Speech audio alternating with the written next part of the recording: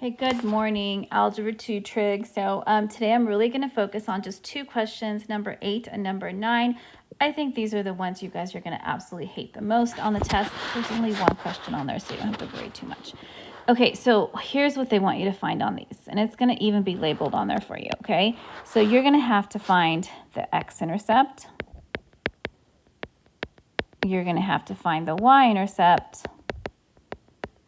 You're going to have to find the vertical asymptotes, the horizontal asymptotes, and then plot points for accuracy. Okay, luckily we kind of did all of this yesterday, so hopefully you still remember how to find these. So how do I find the x-intercept? Well, that's pretty much where the top equals 0.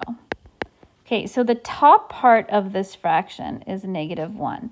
You guys, -1 will never equal 0. So this means it has no x-intercepts, which means that this graph is never, ever going to cross the x-axis, okay? Well, that was not very helpful, but it's okay. How do you find that y-intercepts? To find the y-intercepts, you set x equal to 0 and solve for y. Well, here's the issue here. If I set the x equal to 0, I'm going to get y equals -1 over 0 squared. I can't divide by 0. That's undefined. This means it has no y-intercepts. So basically, so far, it will never cross the x-axis. It's never going to cross the y-axis. So that was not very helpful. All right, how do I find my vertical asymptotes? This is where the denominator equals 0. So I do have a denominator. It's this x squared. So x squared equals 0. If I take the square root of both sides, I'm just going to get x equals 0. Hey, that is helpful. X equals 0 is right here. That means my vertical asymptote is going to be the y-axis. So hey, that kind of makes sense. Remember I said it could never cross the y-axis. Why? Well, it was an asymptote. All right, how do I find the horizontal asymptote? These are the ones where I look at the degrees. Well, if I look up here, the degree of the top here, you guys, if it's just a number, the degree of a number is just 0. And the degree of the bottom here is the highest exponent, which is a 2. So definitely the bottom is bigger. If the bottom, sorry, there's a dog hair on this. If the bottom is bigger, the horizontal asymptote is going to be y equals 0. So you guys, this thing is going to look like this. So now it all makes sense, right? It never crossed the x or the y-axis because they were asymptotes. But I don't have any points. Okay, so let's pick some. So you guys, the first thing I want to do, I'm going to do a whole bunch of highlighting here, okay? This, the vertical asymptote, the red one, divides this graph into two regions. It divides it into the region on the right. Okay, this is a horrible shading, but whatever. Okay, and it also divides it to a graph that has a region on the, sorry, that's the region on the left. And then it also divides it into a region on the right. So you have two different regions here, and I need to figure out what the heck is going on in both of these regions, okay? So here's how I'm going to do it. I'm going to draw myself a little x and y chart. Now I'm going to pick an x value in the blue region, okay? Maybe you can pick two. Maybe I can pick like x equals -1 and x equals -2. So again, you guys, I'm picking values in the blue region. I want to see what happens, okay? So when I plug in -1, I'm just going to plug that into the original function. So it's going to be -1 over, I'm replacing the x with a -1 and I'm squaring it. So this is really -1 over 1, which is just -1. So I have a point, -1, -1, yay. Okay, now if I plug in -2, I'm going to get -1 over -2 squared, which is really -1 over 4. So -1/4, that's my blue region. So it's going something like this. Now if I make it a little bit bigger, because it can't touch those asymptotes, this thing's going to look something like this. Okay? Now, I also need to pick 2 points in that green region. So what can I pick in there? Maybe I can pick like x equals 1 and x equals 2. So this is my green region points. Okay, now if I plug in 1, what am I going to get? So I'm going to get, if I'm plugging 1 into here, I'm going to get -1 over 1 squared, which is still -1. So at 1, it's -1. What about if I plug in 2? I'm going to get -1 over 2 squared, which is again -1/4. So at 2, it's at -1/4. So again, because I can't touch these asymptotes, this thing's going to look something like this. And there is my graph. Okay? All right, let's look at number 9. It's going to be kind of a short little lesson because I just really want you guys to focus on these. They're kind of a pain. Okay, so again, what do I need to find? I need to find the x-intercepts. I need to find the y-intercepts.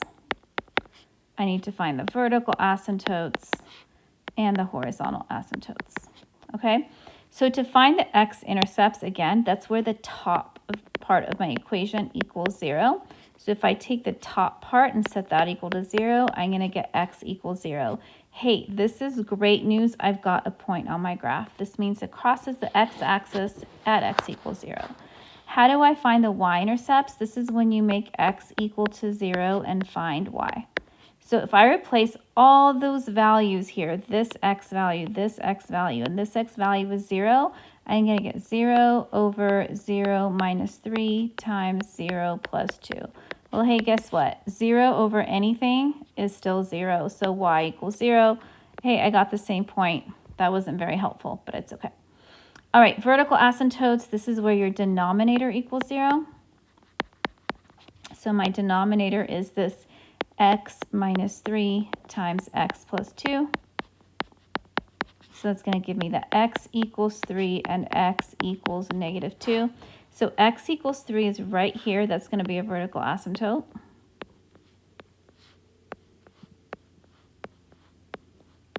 And then I have x equals negative 2, which is right here.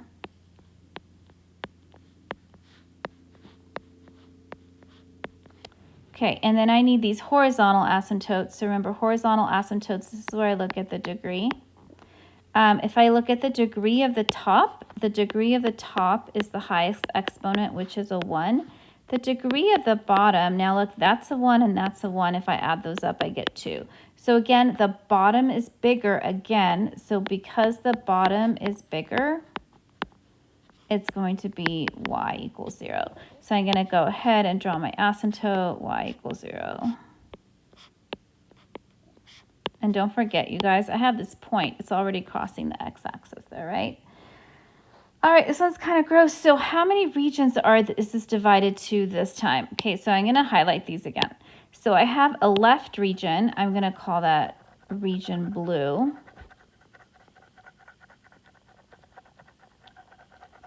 Okay, then I have a middle region. We'll call that the green region.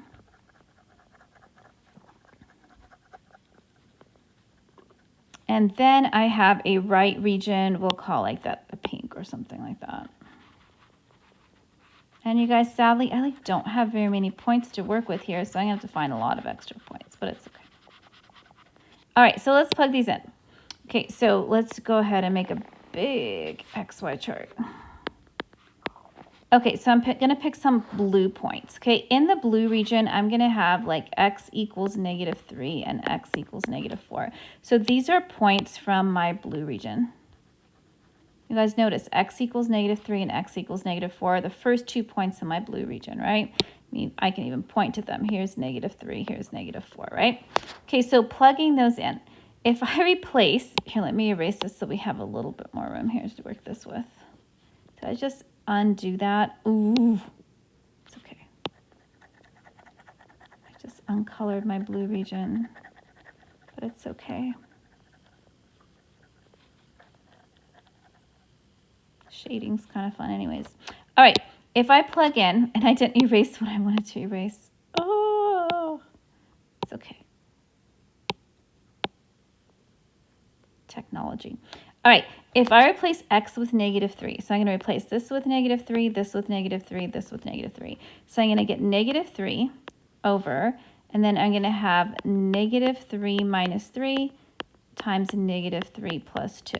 So it's going to give me negative 3 over negative 6 times negative 1, which is negative 3 over 6, which is negative 1/2. So as gross as it was before, it actually wasn't that bad. So I'm at negative 3, negative 1/2. So negative 3, negative 1/2 is somewhere right there. Okay. If I plug in the number negative 4, it's going to be even more gross. Negative 4 over negative 4 minus 3 times negative 4 plus 2. So this is really negative 4 over negative 7 times negative 2, which is negative 4 over 14, which is negative 2/7. Ew. Okay, so you guys, negative 2/7 is going to be like something closer to the x-axis. So you guys, this thing again is going to be doing something like this. Okay, remember, it cannot cross those vertical asymptotes, and it doesn't cross the horizontal one in that region anyways. Okay, now let's look at the green region. So for my green region, I need some points to plot. So here, we'll do the green region here. So what two x values do you want to pick in the green region? Well, there's already x equals 0, right? I have that. So maybe we could pick like negative 1 and 1 and see what happens. Okay, so when I plug in negative 1 into here, I'm going to get negative 1 over negative 1 minus 3 times negative 1 plus 2. So this gives me negative 1 over negative 4 times 1. So that's just going to be 1/4. So negative 1 gives me 1/4. What did I get for this? Negative 2/7. I didn't fill it in, sorry. So negative 1 1/4 is somewhere up here. Okay, then if I plug in 1, let's plug in 1, I'm going to get 1 over 1 minus 3 times 1 plus 2. So this is going to be 1 over negative 2 times 3. So it's going to be negative 1 over 6. So this is negative 1/6.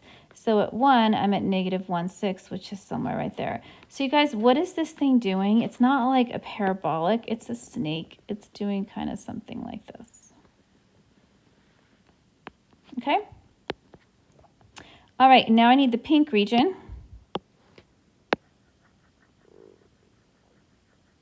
So I need to pick 2 points in the pink region. How about we pick 3 and 4? Don't know where I'm going to plug these in. But if I plug in 3, here, I'll do it up here. I'm going to have 3 over 3. Wait, I can't pick 3. 3 is an asymptote. Let's take that back. I'm sorry. Like, it's going to be undefined. And it erased it again. It's okay. Pink region. Let's pick 4 and 5. I'm sorry about that. And now it's out of order, but whatever. I have to pick 4 and 5, right? 3 is an asymptote. Okay, so if I pick x equals 4, let's try that again. Okay, I'm going to have plugging it into here. Oh my gosh, what a mess. 4 over 4 minus 3 times 4 plus 2. So this is 4 over 1 times 6, which is 4 over 6, which is just 2/3. So that's not that bad. So at 4, my value was 2/3, which is somewhere right there. And then if I pick x equals 5, I'm going to have 5 over 5 minus 3 times 5 plus 2. So that's 5 over 2 times 7, which is 5 over 14. So 5/14 is getting closer to 0, so it's going to be somewhere right there. So you guys, this thing's going to look something like this. Okay, now I'll be honest, on your test, the problem is something between number 8 and number 9. So it's not as basic as number 8, but it's not as complicated as number 9. You're not going to have 3 regions. That would take way too long. All right. So I think those are the ones we're going to have to focus on the most on Monday, because I think those are the ugliest ones. But hey, tomorrow, if you want to watch the video, we're going to be doing all these fun graphs that we've been working on forever. And then on Thanksgiving Day, we'll be writing conics in standard form. And then on Friday, I'm going to finish it up with these last questions, and then we should be done. All right? Okay, I hope you guys enjoyed that, and I'll see you guys tomorrow.